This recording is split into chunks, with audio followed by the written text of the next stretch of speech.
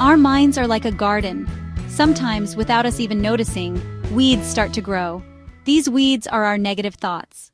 They tell us we are not good enough. They whisper that we will fail. They make us afraid to try new things.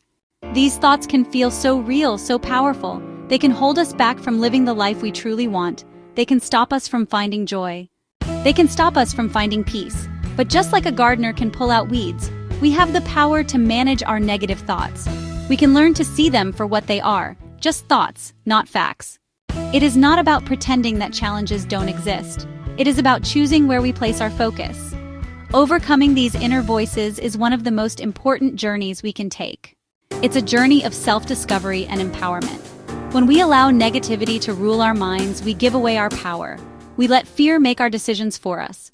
Think about a time you wanted to do something, but a voice inside said, "You can't do that." Maybe it stopped you from applying for a new job. Maybe it kept you from speaking to someone new. This is the inner critic at work.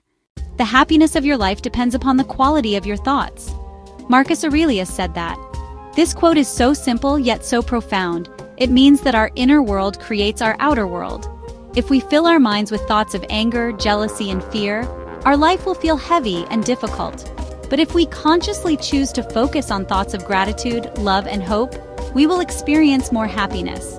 Think of a young woman who constantly worried about what others thought of her. She changed her focus to what she appreciated about herself. Soon, she felt more confident and free. Her happiness was no longer in others' hands. It was in her own mind. What you think, you become. What you feel, you attract. What you imagine, you create. These words from Buddha are a powerful teaching. They are the blueprint for our reality. If you realized how powerful your thoughts are, you would never think a negative thought. Peace Pilgrim shared this. This highlights the immense creative force of our thinking. Every thought is like an instruction to the universe and to ourselves. Negative thoughts can be like small poisons that weaken our spirit. When we understand this, we become more mindful of what we allow in our minds. A young artist was her own worst critic. She constantly thought her work wasn't good enough. Once she realized those thoughts sabotaged her creativity, she began replacing them with affirmations. Her art began to flourish. The primary cause of unhappiness is never the situation, but your thoughts about it. Eckhart Tolle said this. It's a liberating idea. It separates events from interpretation. Getting stuck in traffic doesn't make us angry. The thought, "This is terrible, I'm going to be late," creates the anger. The situation is neutral. Our thoughts give it meaning. Someone lost their job. Thought, "My life is over." Despair. Thought, "This is an opportunity to find a job I truly love." Hope and motivation. Same situation, different experience. A man is but a product of his thoughts. What he thinks, he becomes. Gandhi connects inner world to character. Our thoughts shape our beliefs. Our beliefs shape our actions. Our actions shape our destiny. Think compassion consistently. You become more compassionate. Think greed. Behavior reflects that. A person wanted to be more patient. They started by thinking patient thoughts. When frustrated, they said, "I am patient. I can handle this calmly." Over time, that inner dialogue made them genuinely more patient. We are shaped by our thoughts. We become what we think. When the mind is pure, joy follows like a shadow that never leaves. That's from Buddha. Joy naturally arises when we clear negativity, like a shadow follows an object in light. Joy isn't perfection. It's finding peace and gratitude amid imperfections.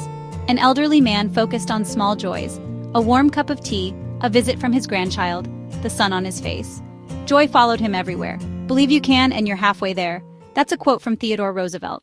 It's about the power of self-belief. The battle is often won or lost in our minds before we even take the first step. If we enter thinking we'll fail, we're likely to give up early. But if we truly believe we can succeed, we unlock resilience and creativity.